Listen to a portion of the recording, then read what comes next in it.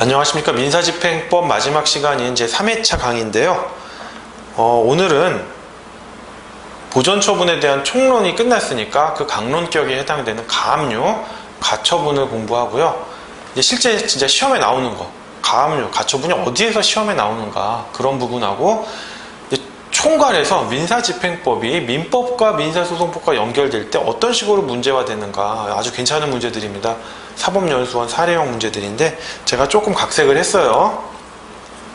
어렵거나 관계가 없는 부분은 빼서 그 부분을 통해서 확인하도록 하겠습니다. 그 다음에 또 중요한 거는 소유권 이전 등의 청구권에 대한 가압류인데요. 이 부분 제가 아주 정리를 잘 해놨어요. 진짜로 정말 시중에 막 중구난방식으로 된 거를 판례까지 다 합해가지고요 완벽하게 정리했으니까 그 부분 한번 보시기 바랍니다. 소유권 이전 등의 청구권에 대한 가압류가 제일 힘들어요. 채권이면 채권이고 물건이면 물건인데 꼭 애매모호해가지고 이걸 가압류했을 때 어떤 문제가 발생하는지 여러 문제들이 있는데 그 부분 차차 설명드리도록 하겠습니다. 예, 제2절 가압류입니다. 로마자 1번 의. 가압류는 금전 채권이나 금전으로 환산할 수 있는 채권의 집행을 보존할 목적으로 미리 채무자의 재산을 동결시켜 채무자로부터 그 재산에 대한 처분권을 잠정적으로 빼앗는 집행보전 제도이다. 이러한 가압류는 채무자의 일반 재산에 대한 감소를 방지하기 위한 것으로서 금전 채권이나 금전으로 환산할 수 있는 채권에 대한 보존 수단이라는 점에서 다툼의 대상에 대한 청구권 보존을 위해 그 현상 변경을 금지하는 가처분과 구별되며 단순히 현상을 동결하는 데 그친다는 점에서 단행적 가처분과도 구별된다. 무슨 말이냐면요. 가압류를 합니다. 가압류를. 갑이 을에게 1억 원의 금전 채권이 있습니다. 그럼 할 수 있는 방법이 뭐겠어요? 을의 재산을 딱 보니까 부동산이 있어요. 유채물, 동산이 있어요. 채권, 그 밖에 재산권이 있겠죠? 이런 거에다 가압류를 하면 돼요. 근데 가압류는 뭐예요? 나한테 가져올 수 있다 없다? 잡아만 두는 거예요. 묶어만 두는 거예요. 그렇기 때문에 마지막에 있는 단행적 가처분, 만족적 가처분하고 다르다고 했어요. 단행적 가처분, 만족적 가처분은 임금지급 가처분, 건물 명도 단행 가처분 같이 가처분만으로 일단은 옮겨줘야 돼요. 임금을 줘야 되는 거예요. 하지만 이건 아니죠. 잡아만 놓는 거잖아요. 현상을 동결하고 계쟁물에 대한 다툼의 대상에 대한 가압류는 뭐다? 말 그대로 다툼의 대상에 대한 가처분이죠. 가압류가 아니고 죄송합니다. 처분금지 가처분을 생각하시면 돼요. 딱 동결. 손대지 마 이런 겁니다. 근데 뭐냐? 처분금지 가처분은 청구권을 보존한다는 거예요. 청구권. 금전채권이 아니고. 그런 차이가 있다. 현상을 동결하는 건 동일한데 얘는 금전채권을 보존하는 거고 계쟁물에 대한 가처분은 청구권을 보존하는, 말 그대로 소유권 이전 등기 청구권입니다. 자, 종류. 집행의 대상이 되는 재산의 종류에는 부동산 가압류, 선박, 항공기, 자동차, 건설기기에 대한 가압류, 채권 가압류, 유치동산 가압류, 그 밖의 재산권에 대한 가압류로 구분된다.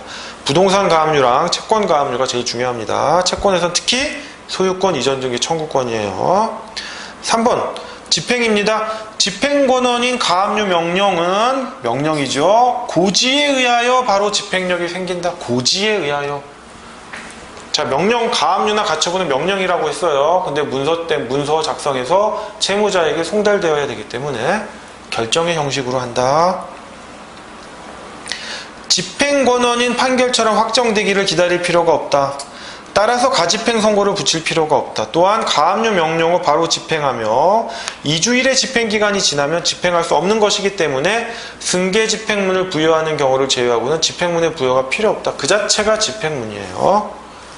그리고 가압류의 집행은 신속한 집행 및 채무자의 집행 방해를 배제하기 위해 집행권원인 가압류 명령은 채무자에게 송달하지 아니하여도 할 수 있다. 왜? 명령 자체로 채권자에게 이미 효력이 발생했기 때문입니다.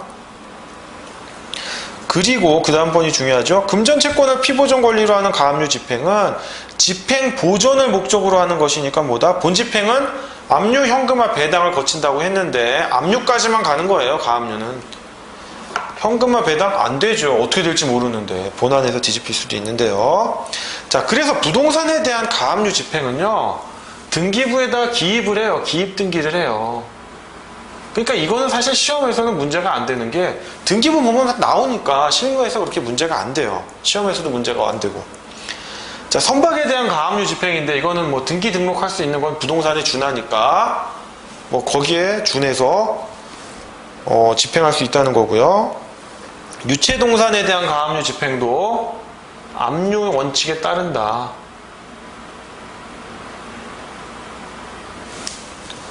자, 채권 그 밖의 재산권에 대한 가압류 집행입니다. 이게 중요한데요. 채권 그 밖의 재산권에 대한 가압류의 집행 법원은 가압류 명령을 한 법원으로 한다. 신속한 집행을 위해 채권자의 편의를 위한 것이다. 가압류의 효력은 가압류 명령이 제3채무자에게 송달된 때에 생기며, 채권의 가압류에는 본압류와 달리 채무자에 대한 처분 및 영수금지 명령을 하지 않고 뭘 한다? 지급금지 명령만을 한다. 채권자는 가압류 명령의 신청과 집행 신청을 동시에 하는 것이 보통이다. 자, 제가 2회차 강의 때 말씀드렸죠. 여기 좀 지우겠습니다.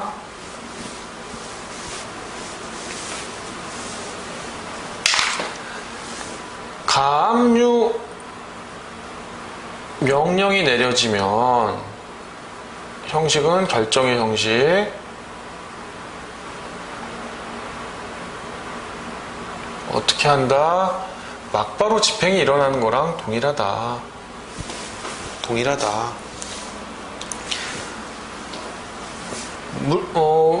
채무자에게 도달해야, 또는 제3채무자에게 도달해야 효력이 발생하지만, 명령 자체로 채권자에게 효력이 발생하니까 채권자가 채무자에게 도달하기 전이라도 집행을 할 수가 있어요. 채무자가 알아버리면 그때 집행하면 늦잖아요. 그런 얘기입니다. 자, 그 다음에 처분 및 영수금지 명령이란 건 뭐냐면요, 이런 거예요.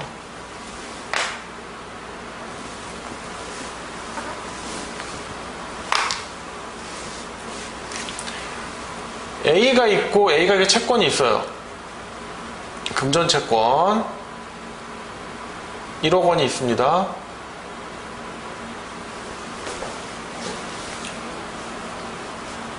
얘도 뭐 금전채권이 있다고 해요.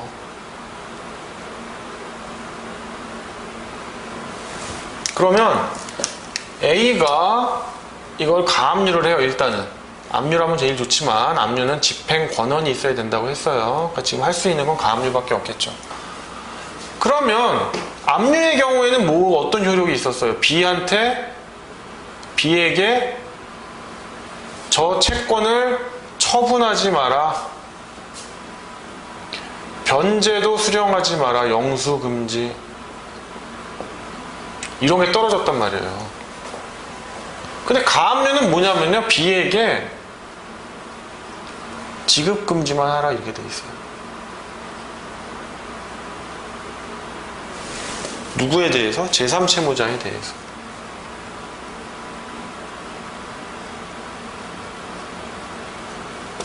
제3채무자에 대해서 B에게 지급금지하지 마세요, 지급하지 마세요, 이런 것만 와요. 하니까 C가 어겨서 B에게 지급을 하더라도 B는 아무 잘못이 없어요. C가 문제인 거예요. C가. 그렇기 때문에 가압류와 압류의 효력을 위반한 경우가 조금씩 달라지는 거예요. 이 부분 뒤에서 설명드립니다. 자, 가압류, 그 다음에 6번, 로마자 6번이 로마자 4번이군요. 가압류 해방공탁인데요. 해방공탁은 뭐냐면, 제가 공탁 설명할 때 집행공탁 설명했죠. 압류가 걸리면 집행공탁을 할 수 있다.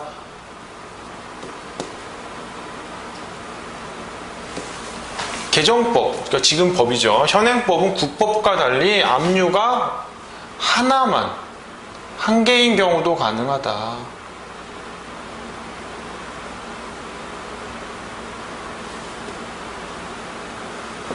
한 개인 경우도 압류가 집행공탁이 가능하다라고 했습니다. 그러면 가압류의 경우에도 가능한가요? 오케이, 가능합니다. 그런데 명칭을 집행공탁이라고 안 쓴다고 했죠. 뭐라고 쓴다고 그랬죠? 가압류 해방공탁이라고 쓴다고 그랬죠. 왜? 두 가지 이유가 있었죠. 뭐 그건 시험에 나오진 않아요. 뭐 배당가입 차단효 뭐 이런 것들이 효과가 달라가지고 가압류의 경우에는 가압류 해방공탁이라는 말을 쓴다. 앞부분에 있습니다.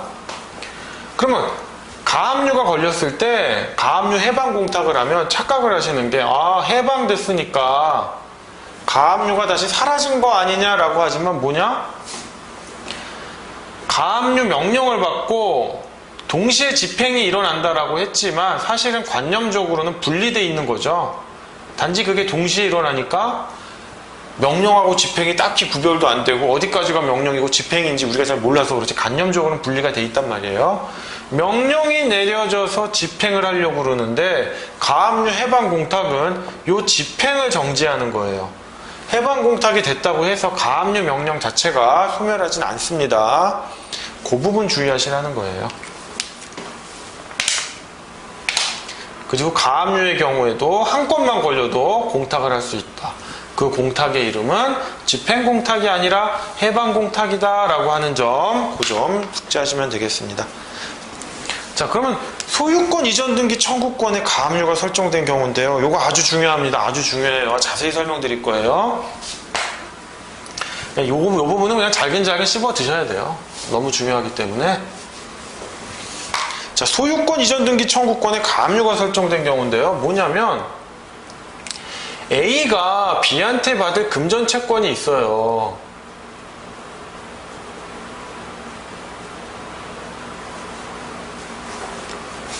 근데 진하지가 않네요. 펜을 좀 바꿔서 중요한 부분이니까. 아유, 잘 나옵니다. 이렇게 있어요. 근데 B는 C랑 뭐 매매 계약을 했던지 뭘 했던지 소유권 이전 등기 청구권이 있는 거예요. 좀 약자로 쓰겠습니다. 시간 관계상. 그러니까요, A가 자기 금전 채권의 만족을 구하려고 보니까 B가 갖고 있는 재산 중에 부동산이 있었으면 아주 좋았을 거예요. 부동산에 대한 가압류가 있는데 부동산이 어디 있어요? 여기 있잖아요, 지금 부동산이. 다만 B는 장래 부동산을 이전받을 권리밖에 없잖아요. 그러니까 압류를 하더라도 부동산에 압류를 하는 게 아니라 어디다 압류를 합니까? 여기다 압류를 하죠. 여기다가. 그것도 가압류를. 그렇죠? 자, 그럼 보겠습니다. 효력 발생 시점. 소유권 이전 등기 청구권에 대한 가압류의 효력은 제3채무자에게 가압류 재판의 정본, 즉 결정이겠죠. 결정문이 송달됨으로써 발생한다 이겁니다. 자, 채무자가 가압류된 소유권 이전 등기 청구권을 제3자에게 양도하는 데는 아무런 제한이 없다. 다만 가압류된 채권을 양수받은 양수인이 그러한 가압류에 의하여 권리가 제한된 상태에 소유권 이전 등기 청구권을 양수받는다고 할 것이다. 뭔 말이냐? B가 이 소유권 이전 등기 청구권도 채권에 준하니까 D라는 사람한테 양도할 수 있잖아요. 그럼 어떻게 돼요? 이렇게 되겠죠? 가압류를 벗어나려고 하는 일이 짓인지는 모르겠지만 그렇다고 해서 가압류가 먼저 되면 가압류가 1번이고 요 양도가 2번이라고 쳐요. 그래도 이 가압류는 여전히 다 딸려간다. 마치 저당권 등기같이 딸려간다는 점. 자, 그 손가락 표시는 뭐냐면 소유권 이전 등기 청구권의 양도 가능성입니다. 요거는 하나 민법적인 쟁점인데요. 여러분이 아셔야 될 게, 자, 우리가 채권 양도를 해요. A가 채권자고요. B가 채무자인데 이 채권을 C라는 사람한테 양도를 해요. 그럼 얘네들 명칭은 다시 바뀌죠. 양도인, 양수인으로 바뀌죠. 바뀐단 말이에요. 그러면 쫙 이렇게 직접 이전하면 되죠. 양수도 계약을 체결했고. 그럼 이 경우 대항 요건이 뭡니까? 채권자가 채무자한테 통지를 하거나 채무자가 승낙하면 되죠. 제3자한테 대항하려면 확정일자, 있는 증서 하면 된단 말입니다. 하면 되는데 소유권 이전 등기 청구권이다. 만약에 이걸 양도한다라고 하면 어떻게 되느냐? 요렇게만 하면 되느냐? 안 된다. 이 제3명의 합의 내지는 동의가 있어야 된다. 이런 얘기입니다. 무슨 근거로?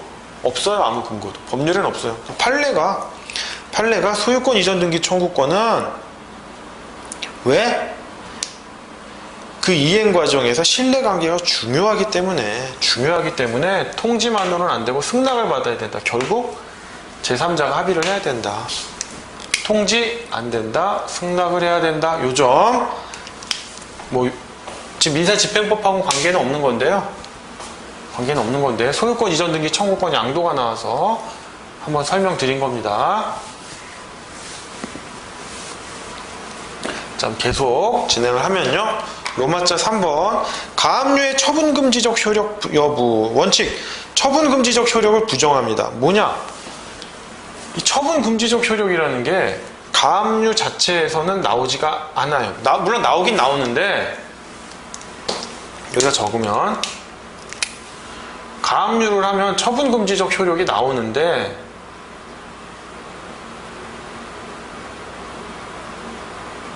이게 상대적이에요. 가압류 결정문이 C한테 제3채무자한테 C한테 송달됐죠. 근데 이게 부동산 가압류면 공시가 되니까 제3자도 이걸 알아요. 그러니까 가압류 걸린 부동산이다 그러면 조심을 하는데 이건 채권이잖아요. 소유권 이전 등기 청구권은. 그러니까 공시도 안 되고 A랑 C밖에 모르는 거예요. 물론 B도 송달이 가면 통지가 되면 알 수 있겠죠. 그러니까 이 처분금지적 효력은 상대적이다. 즉 A와 C밖에 안 미쳐요. 그러니까 C가 나쁜 마음을 먹고 D에게 매도를 하면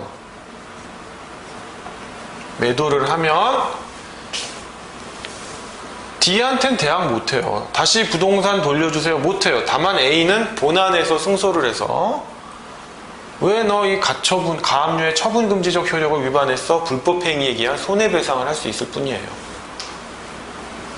물론 본안에서 승소를 해야 됩니다. 그 얘기예요.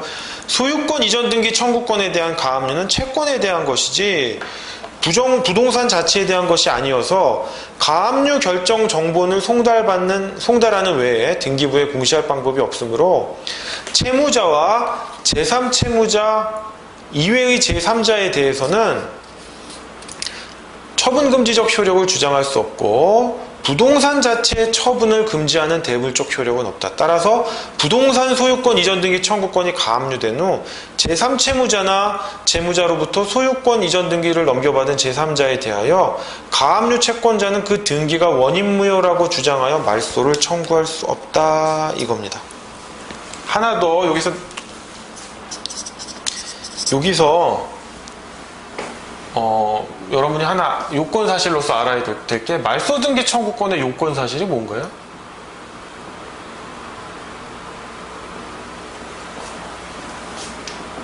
요건사실 여러분 공부 반드시 해야 됩니다. 이렇게 써주는 답안지랑 안 써주는 답안지랑 달라요. 진짜 딱 보면 요건사실을 탁탁탁 써준 사람하고 안 써준 사람은 그냥 두리뭉실 얘가 권리가 있는 것 같아서 얘한테 줘야 돼요. 이렇게 쓰는 사람하고는 법률 문장이 아니죠. 기본적으로 그런 건. 원고의 소유.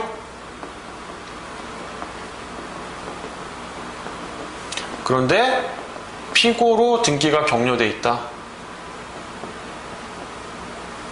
이 등기 원인이 무효다라는 거죠. 대법원 판례가 이렇게 설치를 하고 있습니다. 왜 이렇게 설치를 할 수밖에 없냐. 등기가 격려되면 등기에 적법성이 추정되잖아요. 그러니까 피고는 가만히 있으면 돼요. 얘가 주장하는 거 보고 항변하면 된단 말이에요. 그러니까 원고는 등기의 원인이 무효라는 걸 주장을 하는데 또한 등기 절차의 위법도 주장을 해야 돼요. 플러스라고 했는데 하나만 또는의 개념이죠. 어떻게 보면 등기 절차의 위법을 주장을 해야 돼요. 그런데 이 원인이 무효라고 해서 답답하게 무효만 된다라고 하시면 안 돼요. 뭐다?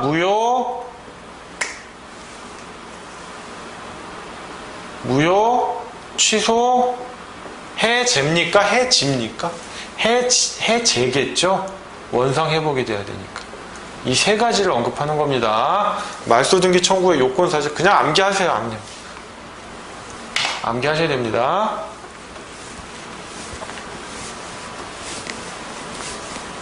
얘기가 빗나갔는데, 예. 2번 예외 보겠습니다. 처분금지적 효력 인정. 가등기된 소유권 이전 등기 청구권에 대한 가압류의 기입 등기가 마쳐진 후 가등기의 기한, 이거는 읽어보시면 뭡니까? 가등기가 되어 있잖아요. 거기에 가압류가 기입 등기가 되어 있는 거예요. 등기부에 기재가 된 거예요. 그러니까 제3자에 대해서 대항력이 있는 거죠. 이런 예외 판례 하나 아시고요. 자, 로마자 4번. 채무자 명의로의 소유권 이전 가능성. 요게 뭔 말이냐면요.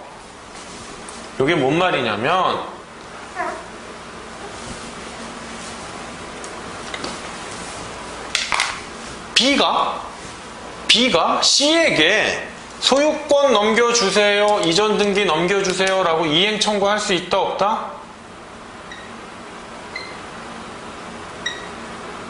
할 수 있다. 왜? A가 가압류만 한 거예요. 가압류하면 소멸시효가 중단됩니까? 정지가 됩니까? 그런 효과 없잖아요. 그러니까 B의 이행 청구를 막으면 안 돼요. 소멸시효를 중단시켜줘야 돼요. 다만 B에게 이전을 해줄 수는 없어요. 가압류가 걸려있기 때문에. 그래서 법원은 어떤 판결을 한다? 해제 조건부 인용 판결을 해요. B한테 넘어가는 건 맞는데 가압류 해제를 한 다음에 동시이행 관계로서 B에게 넘겨줘라. 그러니까 B가 청구를 할 수는 있어요. 청구를 할 수는 있는데 왜? 소멸시효를 중단시키기 위해서. 가압류에는 소멸시효 중단 효과가 없기 때문에 청구는 할 수 있지만 말 그대로 추심은 못 해와요. 이거 예전에 뭐랑 좀 비슷하지 않아요? 추심 명령 쪽에서 설명드린 것 같은데. 자, B에게 이전은 할 수 없어요. 어떻게? 해제 조건부로 인용 판결이 납니다. 왜 이런 판결을 하느냐? 소유권 이전 등기 청구권은 어떤 판결이라고 그랬어요? 의사의 진술을 명하는 판결이다. 그래서 그 판결을 받으면 집행문을 부여받을 필요 없이 등기소에 쭈르르 달려가면 등기관이 바로 해줘요. 그러니까 그러면 이 가압류에 대한 침해가 되잖아요. 가압류가 걸려 있는데. 그러니까 이 C가 항변을 해야 돼요. B의 소유권 이전 등기 청구는 타당하다. 그런데 가압류가 걸려 있다. 이렇게 항변을 해줘야 돼요. 그래서 해제 조건부 인용 판결이 나게 해줘야 되고, 물론 이제 애초에 이걸 부정할 수도 있겠죠. 이 소유권 이전 등기 청구권이 없다. 무슨 소유권을 이전하라고 하냐. 이런 항변도 가능합니다. 그래서 원칙 해제 조건부 인용인데요. 소유권 이전 등기 청구권에 대한 가압류가 있더라도 이는 채무자가 제3채무자로부터 현실로 급부를 추심하는 것만을 금지하는 것이므로 채무자는 제3채무자를 상대로 그 이행을 구하는 소송을 제기할 수 있고 법원은 가압류가 되어 있음을 이유로 이를 배척할 수는 없는 것이지만 소유권 이전 등기를 명하는 판결은 의사의 진술을 명하는 판결로서 이것이 확정되면 채무자는 일방적으로 이전 등기를 신청할 수 있고 제3채무자는 이를 저지할 방법이 없게 되므로 이와 같이 볼 수는 없고 이와 같은 경우에는 가압류의 해제를 조건으로 하지 않는 한 법원은 이를 인용하여서는 안 되는 것이며 가처분이 있는 경우도 이와 마찬가지로 그 가처분의 해제를 조건으로 하여야만 소유권 이전 등기 절차의 이행을 명할 수 있다. 네. 자, 손가락 표시는 이거예요. 아까 만약에 이제 집행을 하려고 하면 어떻게 되느냐? 제가 뭐라고 그랬어요? 보관인 선임 권리 이전 명령을 받으라고 했죠. 보관인은 법원에 있는 집달관 뭐 D가 된다고 칩시다. 이 D는 뭐다? B의 법정 대리인이죠. 그래서 D 명의가 아니라 B 명의로 이전을 하는데 그걸 D가 주관해서 하는 거예요. 자, 2번 예외.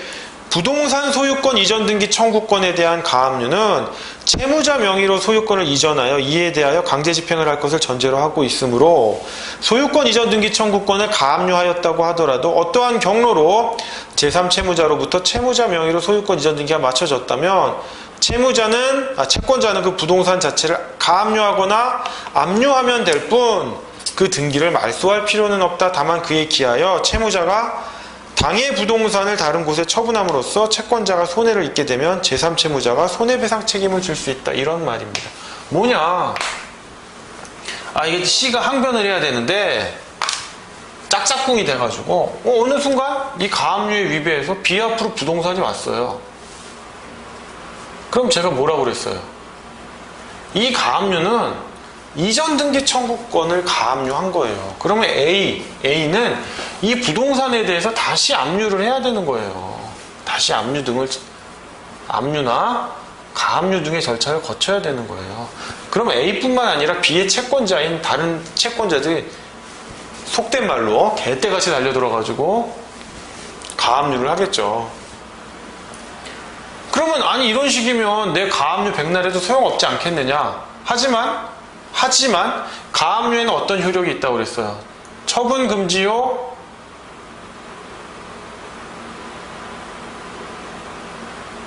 없다. 이건 압류에만 있다고 했죠. 함정에 넘어가시면 안 돼요. 영수 금지. 이것도 없다. 다만 누구? 제3채무자에게만 지급금지효가 있다고 했잖아요. 근데 너 가압류에 위반해서 왜 지급했어? C에게 손해배상 책임을 물을 수 있다. 단 언제? 본안에서 승소했을 때. 본안에서 승소 안 했는데 가압류 침해를 이유로 손해배상을 구할 수는 없습니다. 자, 로마조 5번인데요. 가압류된 소유권 이전 등기 청구권의 소멸행위입니다. 이게 뭐냐면요. 이게 이제 아주 머리를 잘 쓰는 사람들이에요. 이 가압류를 살짝 비껴나가는 방법들이 있어요. 저 트릭인데 이걸 비껴나가잖아요. 그럼 한술 더 떠요. 못 비껴나가게 또 해요.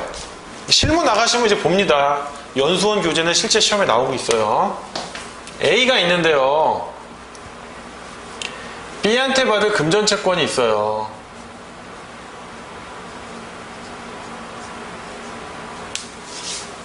C가 부동산이 있는데 B가 매매를 했다고 주장을 해서 소유권 이전 등기 청구권이 있겠죠. 이걸 A가 금전채권에 기초하여 금전채권, 물론 채권 그 밖에 재산권이겠지만 이것에 대하여 가압류를 하는 겁니다.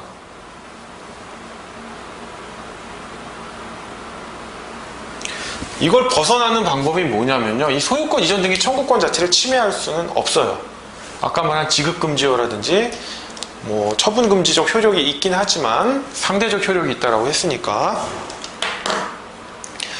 그러면 여기 보면은 이 B와 C가 소유권 이전 등기 청구권이 생긴 원인이 뭘까요? 뭐 매매계약이겠죠. 뭐 매매계약도 있고 뭐 증여계약도 있을 거예요. 여러 가지가 있을 거예요. 대물변제일 수도 있고. 이 소유권 이전 등기 청구권이 발생하게 된 여기 보시면 기본적 계약관계라고 되어 있죠. 판례 보시면 기본적 계약관계. 이 매매계약을 해지합니다. 취소합니다. 무효됐습니다. 그럼 자동으로 얘는 어떻게 돼요? 소멸하겠죠. 그럼 가압류는 뭐가 돼요?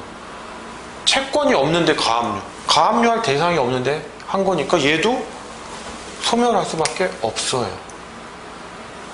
그럼 B가 이런 행동하는 거는 가압류권자인 A의 권리를 침해하는 거 아니에요? 이것까지는 침해한다고 볼 수가 없다. 이 소유권 이전 등기 청구권을 누구한테 팔아넘기든지 뭐 C가 모르는 제3자한테 넘기든지 뭐 이런 것들은 이거 자체를 침해하는 건 가압류를 침해하는 건데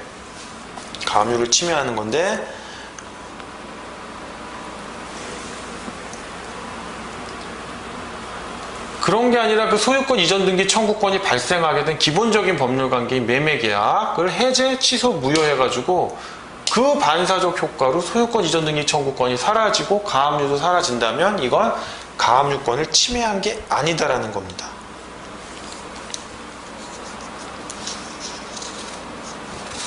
해지는 안 돼요. 해제만이 소교포가 있기 때문에 해지는 안 됩니다. 주의하셔야 돼요. 그럼 B가 계약 해제나 C랑 매매 계약을 뭐 취소하거나 무효가 되면은 이런 식으로 가압류를 벗어날 수는 있거든요. 그 다음에 또 하나 방법이 있어요. 이제 다음 페이지 계약인수예요. 계약인수는 뭐냐면 이런 매매 계약의 해제, 취소, 무효가 아니라 하나 더 머리 쓴 거예요.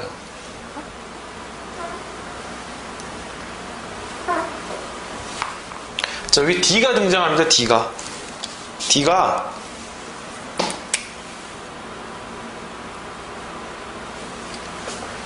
B랑 D랑 어떤 관계가 있냐면 요 가압류를 여기다 쓸게요.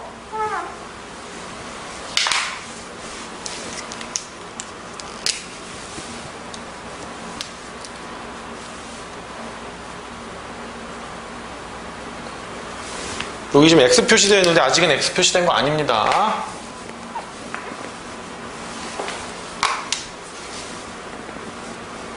소유권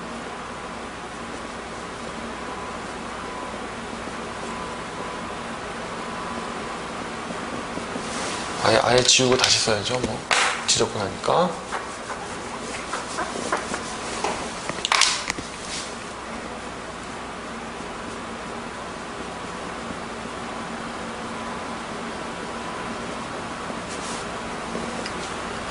가압류를 했단 말이에요. 근데 뭐냐면 왜 가압류를 했냐면 이 부동산을 받아다가 이 업자예요. 이걸 분양자라고 하는데 이 분양업자가 얘한테 넘겨주려고 그랬어요. 얘는 수분양자 또는 피분양자라고 합니다. 부동산을 받아다가 분양을 해서 팔려고 했어요. 그런데 떡하니 A가 가압류를 딱 걸어 놓으니까 이 관계가 안 되잖아요. 이렇게 왔다가 가야 되는데 그래서 이 분양자의 지위를요 이 C가 인수를 해요. 단순히 채권양도 채무인수가 아니라 계약인수입니다. 계약인수는 뭐예요? 포괄적으로 다 넘어가는 거죠. 계약인수의 다른 말이 계약 당사자의 지위 이전이란 말이 있어요.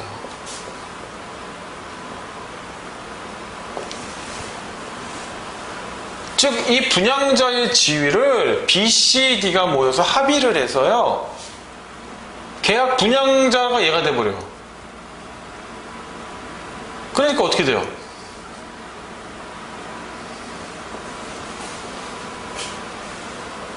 이렇게 되는 겁니다.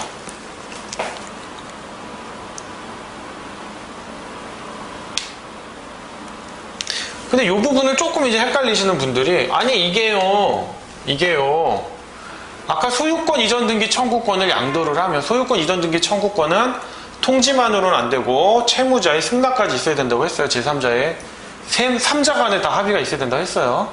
소유권 이전 등기 청구권을 양도를 하면 가압류도 딸려간다면서요. 아까 그런 말씀 하셨잖아요. 그럼 이 가압류가 요렇게 딸려가는 거 아니에요? 라고 하는데 채권 양도가 아니에요. 이거는 채권 양도가 아니라 계약 인수입니다. 계약 인수. 보시면 제가 읽어볼게요. 채무자가 제3채무자로부터 매수한 상가에 대한 소유권 이전 등기 청구권에 대한 가압류 결정이 제3채무자에게 송달된 후 채무자와 제3채무자 사이에 채무자가 그 상가의 점포들을 타에 분양함에 따른 분양계약상의 분양자 지위를 제3채무자가 승계하기로 약정하고 피분양자들이 이에 동의함으로써 계약인수가 성립하였고 이에 기하여 그 상가의 점포들에 관하여 제3채무자로부터 피분양자 또는 피분양자가 지정하는 자들 앞으로 소유권 이전 등기가 격려된 경우 이와 같이 계약 인수가 적법하게 이루어진 이상 채무자는, 얘가 채무자죠, 계약관계에서 탈퇴하고 계약 인수 후에는 특별한 사정이 없는 한 제3채무자나 피분양자들과 채무자 사이에는 계약관계가 존재하지 않는다. 이런 계약관계가 없다. 너희들 사이에는. 그에 따른 채권 채무 관계도 소멸하고 그 가압류의 효력은 이와 같이 계약 인수에 의하여 소유권 이전 등기 청구권의 발생 원인인 채무자와 제3채무자 사이의 매매 계약에 따른 채권 채무 관계를 소멸시키는 것까지 구속하는 것이 아니므로 제3채무자가 계약 인수에 따라 상가의 점포들에 관하여 피분양자들 앞으로 소유권 이전 등기를 격려하였다고 하더라도 그 사실만으로 가압류 채권자에 대하여 불법행위가 성립한다고 할 수 없다, 이겁니다. 계약 인수가 됐기 때문에 요 관계는 다 소멸했다. 그러니까 너는 소멸된 소유권 이전 등기 청구권에 가압류를 한 것이기 때문에 이 가압류도 소멸한다, 이겁니다. 즉 매매계약의 해제, 취소, 무효, 해지는 포함 안 되고요. 계약 인수, 요 네 가지가 판례가 지금 허용하고 있다. 가압류를 벗어날 수 있는 방법으로. 손가락은 뭐냐? 계약 인수가 아닌 이행 인수의 경우에는 안 된다. 채권 양도도 마찬가지입니다.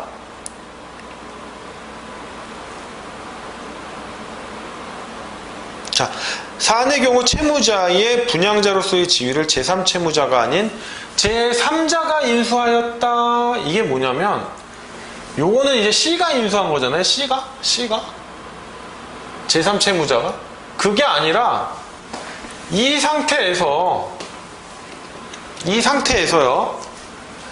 생뚱맞은 E가 내가 분양자 할래요 이랬어요.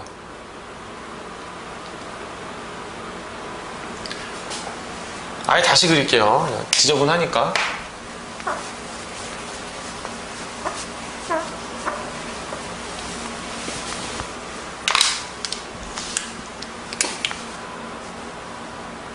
C가 있는데 소유청이라고 할게요. 간단하게. 그래서 가압류가 지금 돼 있는 거지 않습니까?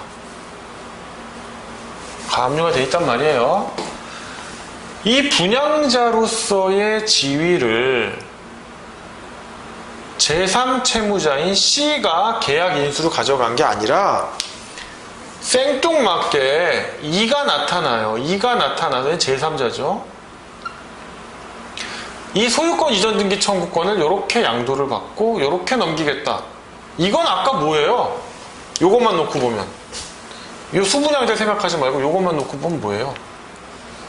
그냥 소유권 이전 등기 청구권 양도잖아요. 그죠? 그러니까 이거는 채권 양도고 가압류가 딸려가는 거예요. 요거는 아니에요. 가압류가 소멸하지 않아요. 조금씩 어려워지죠? 극복하셔야 됩니다. 그 다음에 아라비아 숫자 2번인데요. 가압류 채권자의 민법 제548조 제1항 단서 제3항 여부, 단서 제3자 여부인데, 요런 이제 민법 공부 많이 하신 분들이 이제 또 요런 의문을 가지세요. 아주 뭐 바람직하신 건데,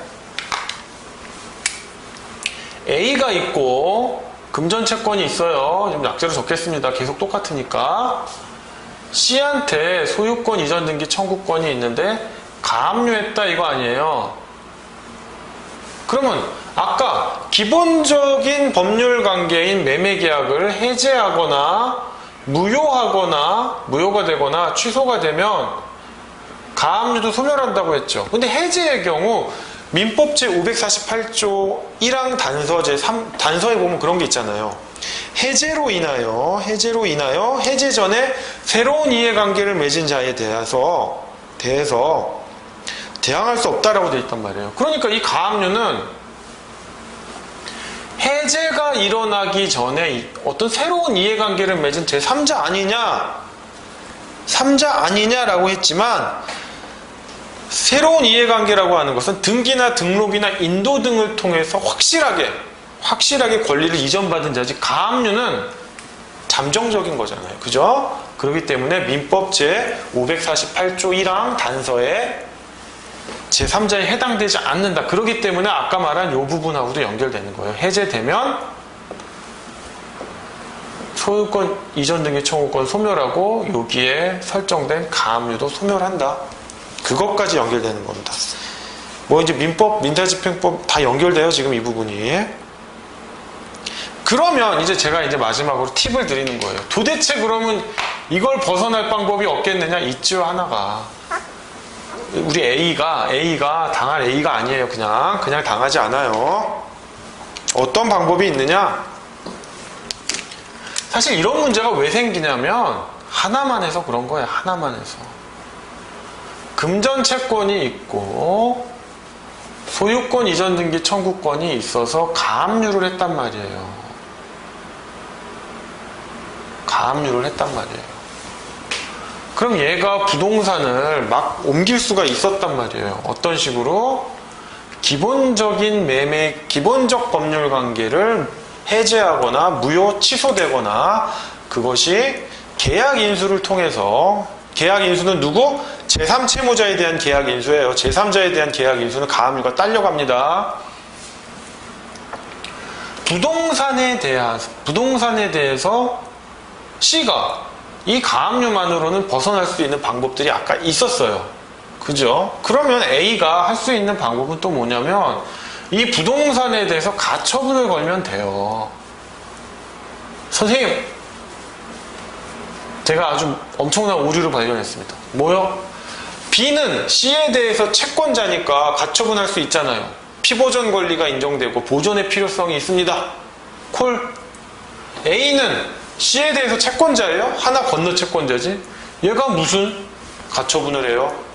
그런데 가처분에 보면요, 채권자 대위에 의한 가처분이 있어요. 이거 제가 뒤에서 자세히 설명드리는데 이 부분에서도 한번 짚고 넘어가겠습니다.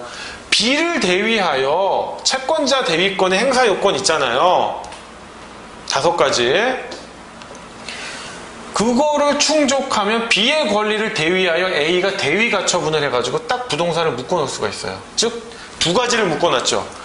소유권 이전 등기 청구권에 대해서는 가압류로 묶어놨고 부동산에 대해서는 처분금지 가처분을 걸어놨기 때문에 아까 말한 매매계약의 해제, 무효, 취소나 계약 인수를 통해서 얘 C가 엉뚱한 D에게 줄 수 있는 걸 막아놓을 수가 있어요. 막아놓을 수가.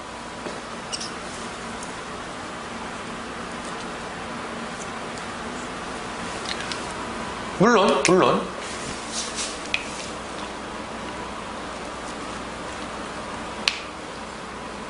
자, 이거 한번 읽어볼까요? 채권자는 채무자와 제3채무자 사이에 체결된 부동산 매매계약이 기한 소유권 이전 등기 청구권을 보존하기 위하여 채무자를 대위하여 제3채무자의 부동산에 대하여 처분금지 가처분을 신청하여 가처분 결정을 받을 수 있다. 가처분 결정을 받은 경우 소유권 이전 등기 청구권을 행사한 것과 같이 볼 수 있으므로 채무자가 그러한 채권자 대위권 행사 사실을 알게 된 후에 그 매매계약을 합의 해지함으로써 채권자 대위권의 객체인 부동산 소유권 이전 등기 청구권을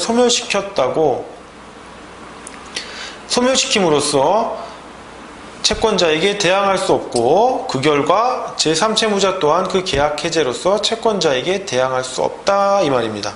이게 무슨 말이냐면요, 제가 설명드렸듯이 B의 권리를 대위하여 A가 부동산에 대해서 가처분을 딱 설정을 해놓으면 B가 C와 함께 매매계약을 해지할 수 있죠. 이 소유권 이전 등기 청구권이 발생된 기본적인 법률 관계를 해제, 무효, 취소 등을 통해서 소멸시킬 수가 있어요. 하지만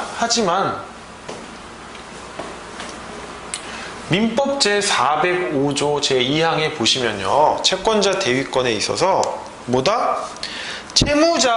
채무자인 B가 채권자 대위권 행사 사실을 알게 된 경우, 이 경우는 A가 나 채권자 대위권 행사해 라고 통지한 경우도 포함되고 어떠한 경로든 B가 알아도 돼요. 단순히 A가 통지를 안 하더라도 B가 그 사실을 알기만 하면 돼요. 판례가 넓게 보고 있죠. 조문보다 넓게 봐요. B가 채권자 대위권 행사 사실을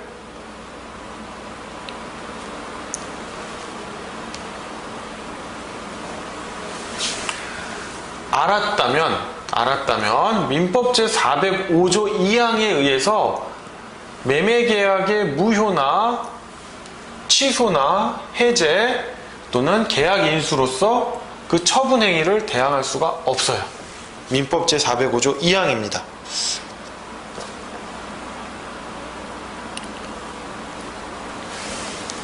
그렇기 때문에 대위에서 가처분을 해줘야 하고요. 이 가처분 사실을 A 입장에서는 확실하게 하기 위해서 통지까지 해줘야 합니다. 통지까지 해줘야 아까 말한 민법 제405조 2항의 적용을 받는 거예요. 그래서 B가 니들끼리 해라. 해제를 하든 무효를 하든 취소를 하든 계약 인수해라.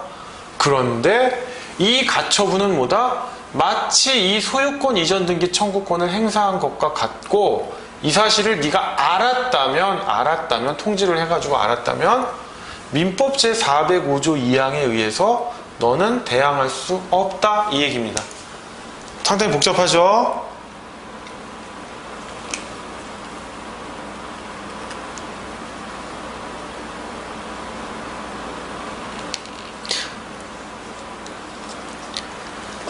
자, 그 다음에 또 손가락인데요. 마지막. 그러나 이러한 가처분은 제3채무자로 하여금 채무자 이외의 제3자에게 소유권 이전 등기를 못하도록 하는데 그칠 뿐입니다. 그침으로 채무자가 채권자 이외의 제3자에게 처분하는 것을 금지를 시키는 효력은 포함되지 않아요. 이건 뭔 말이냐면 우연한 경로로 B에게 부동산이 왔다면 이 가처분은 뭐예요? C한테 내려진 거잖아요. C, 너 처분 금지, 가처분, 처분하지 마. 근데 우연한 경로로 왔단 말이에요. 그럼 B는 처분할 수 있잖아요.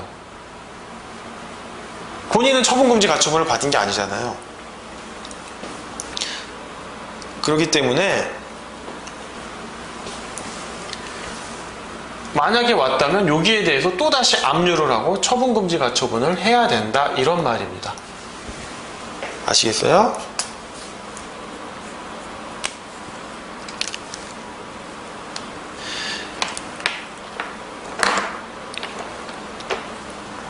예, 그 다음에 제 3절 가처분인데요. 이 부분은 제가 이제 문제로도 하나 냈으니까 거기서 좀 더 자세히 설명을 드릴게요. 조금 복잡하시더라도 제가 문제에서 다시 설명을 드리겠습니다. 그 다음 제 3절 가처분인데요. 가처분은 아까 말한 다툼의 대상에 관한 가처분, 계쟁물에 관한 가처분이라고도 하고요. 임시의 지위를 정하는 가처분이 있는데 몇 가지 특별한 것들만 있고 중요한 건 없어요. 제가 그래서 쟁점 위주로 빨리빨리 넘어가겠습니다. 예, 가처분의 종류의 로마자 2번에 보시면 다툼의 대상, 계쟁물에 관한 가처분은 300조 1항에 되어 있고요. 임시의 지위를 정하기 위한 가처분은 제300조 제2항에 되어 있습니다. 자, 계쟁물에 관한 가처분, 다툼의 대상에 관한 가처분은 채권자가 금전 이외의 물건이나 권리를 대상으로 하는 청구권을 가지고 있을 때 금전에 관한 걸 갖고 있으면 가압류하면 되잖아요. 그 강제 집행 시까지 다툼의 대상, 즉 계쟁물이 멸실 처분되는 등 사실상 법률상 변경이 생기는 것을 막기 위하여 다툼의 대상의 현상을 동결시키는 보전 처분이다. 청구권을 보존하기 위한 제도라는 점에서 가압류와 유사하지만 그 청구권이 금전 채권이 아니라는 점과 그 대상이 채무자의 일반 재산이 아닌 특정 물건이나 권리라는 점에서 가압류와 구별된다. 가처분 후 본안소송에 관한 확정 판결이 있게 되면 그대로 본집행으로 이정되는 것이 아니고 가처분된 상태에서 따로 청구권 실현을 위한 강제 집행을 하여야 한다. 처분금지 가처분이 제일 대표적인 거죠.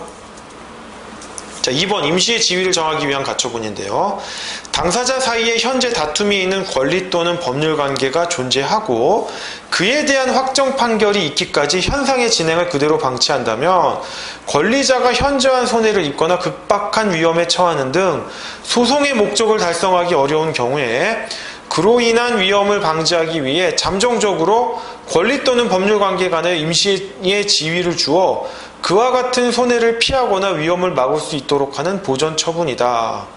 청구권의 보전을 위한 가압류 또는 다툼의 대상에 관한 가처분과는 달리 보존하고자 하는 권리 또는 법률 관계 종류는 묻지 않는다.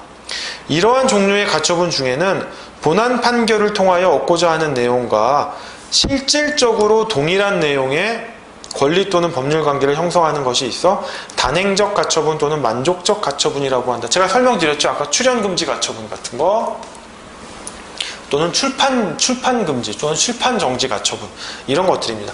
이미 출판이 됐는데 내가 본안에서 백날 승소를 해가지고 야 그거 출판하지 마라고 판결 구하면 뭐예요? 나의 모든 사생활이 폭로된 출판물이 이미 다 출간돼서 나가 있는데, 그래서 출판금지 가처분은 마치 본안이 집행된 거랑 동일한 효력을 갖기 때문에 만족적 가처분 또는 단행적 가처분이라고 하지만 그렇다고 본안은 아닌 거예요. 본안 판결을 받으면 언제든지 뒤집어질 수 있습니다. 자, 그리고 가처분의 유형에는 대표적으로 두 가지가 있어요. 점유 이전 금지 가처분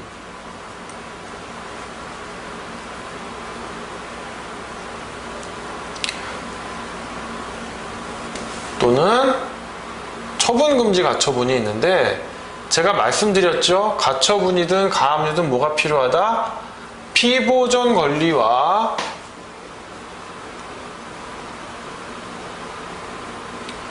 보전의 필요성이 필요하다. 둘 중에 어느 게 소송물이다?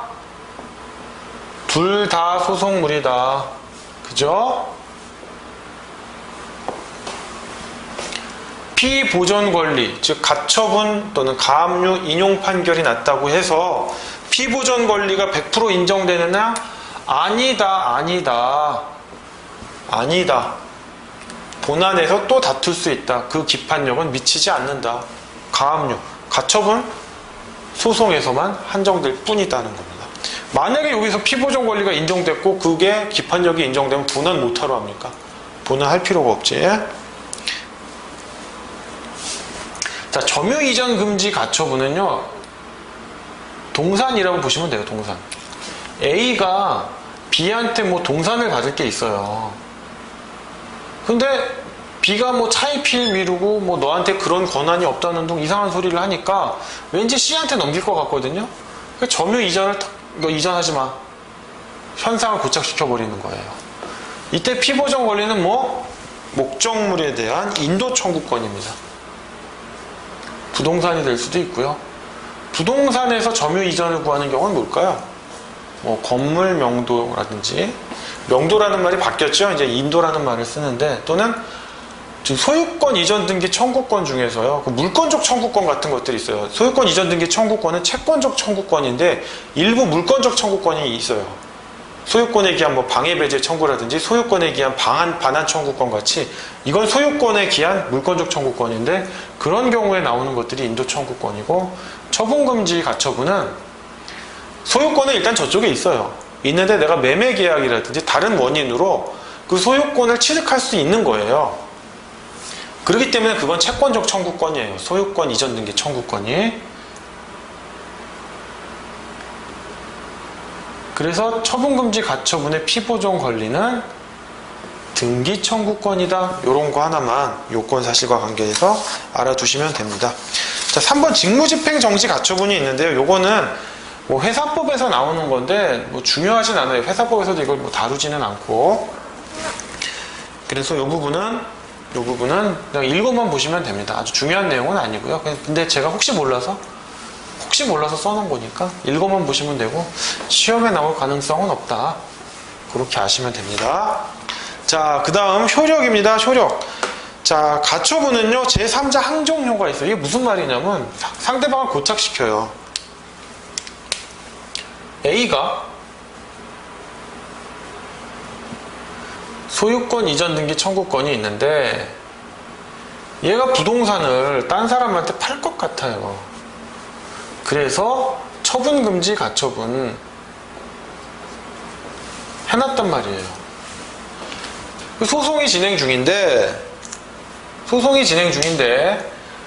진행 중에 C한테 넘어가면, 소송 진행 중에 넘어가면 어떻게 하면 돼요? 얘를 참가 승계를 시키거나 인수 승계를 시키거나 해서 소송에 끌어오면 돼요. 그런데 소송이 다 완료했어요.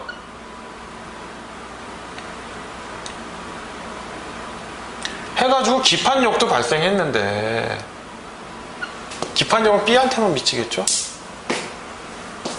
C한테 쓱 넘어갔단 말이에요. 이거 어떻게 해요? C한테 넘어간 게 아니면 D 막 넘어가요.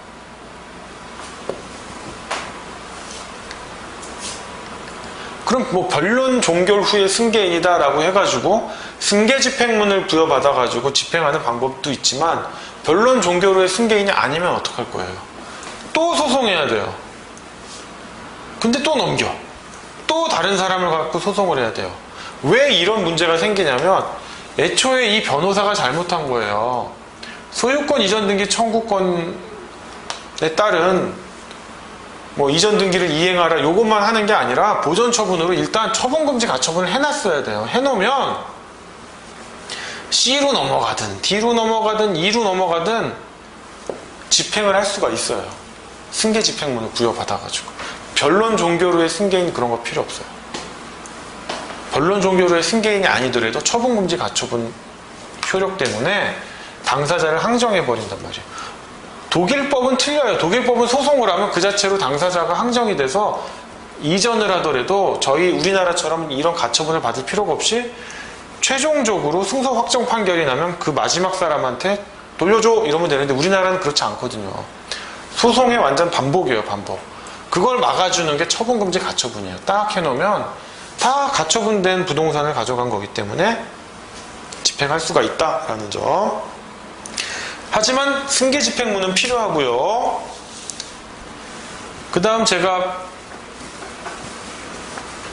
기판력이 발생하지 않는다는 거. 가처분에 대해서는 기판력이 발생하지 않습니다. 가처분 판결이 나도.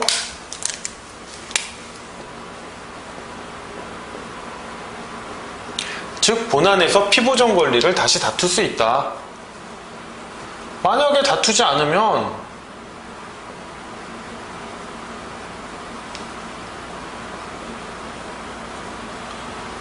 본안 소송할 필요가 없죠.